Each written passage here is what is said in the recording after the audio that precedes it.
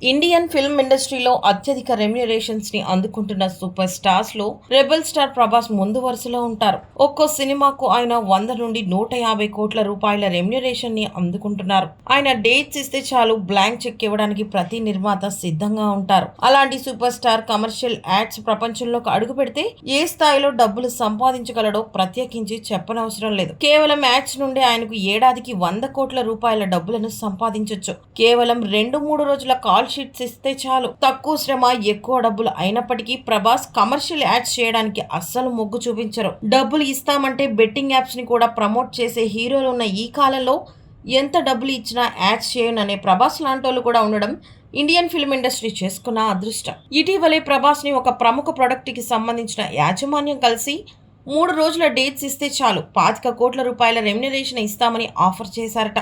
అందుకు ప్రభాస్ 25 కోట్లు కాదు 1000 కోట్లు ఇచ్చినా కమర్షియల్ యాడ్స్ చేయకూడదు అని నిర్ణయించుకున్నానని సున్నితంగా చెప్పి వెనక్కు పంపేశారట. 3 రోజులకు 25 కోట్లు అంటే ప్రతి నెల 3 రోజుల కాల్ షీట్స్ ప్రభాస్ యాడ్స్ కి కేటాయిస్తే ఏడాదికి ప్రభాస్ 300 కోట్ల రూపాయలు సంపాదించొచ్చు. ఇంకా ఎక్కువ కూడా ఉండొచ్చు.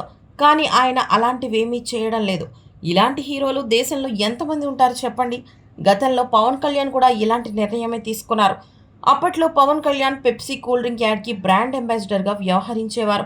ఒక్క మాటలో చెప్పాలంటే సౌత్లో కమర్షియల్ యాడ్స్ని సెలబ్రిటీలు ప్రమోట్ చేయడం పవన్ కళ్యాణ్ నుండే మొదలైంది. అదే దారిలో వెళ్ళుంటే నేడు పవన్ కళ్యాణ్ యాడ్స్ ప్రపంచంలో కింగ్లా ఉండేవారు.